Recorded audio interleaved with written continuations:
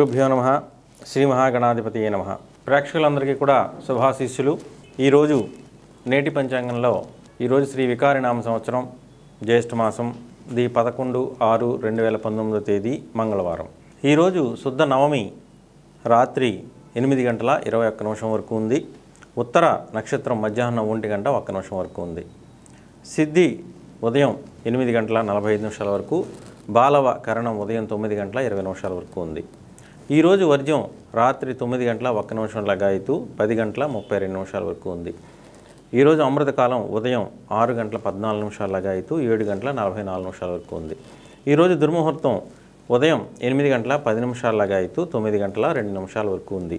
మళ్ళీ తిరిగి రాత్రి 10:57 లగాయితూ 11:41 వరకు ఉంది. మరి ఈరోజు వాతావరణ రీత్యా వర్షం గాలి వీచేటువంటి అవకాశం కనబడుతోంది. మరి నేటి గ్రహస్థితిని చూసినట్టయితే ఈరోజు రవి మృగశిర మొదటి పాదంలోను, చంద్రుడు కన్యా రాశిలోను సంచరిస్తూ ఉన్నారు. కుజుడు పునర్వసు మొదటి పాదంలో సంచరిస్తున్నాడు. బుధుడు ఆరుద్ర నక్షత్రం 4వ పాదంలో ఈరోజు ఉదయం 7:13 ప్రవేశించి సంచరిస్తూ ఉంటాడు.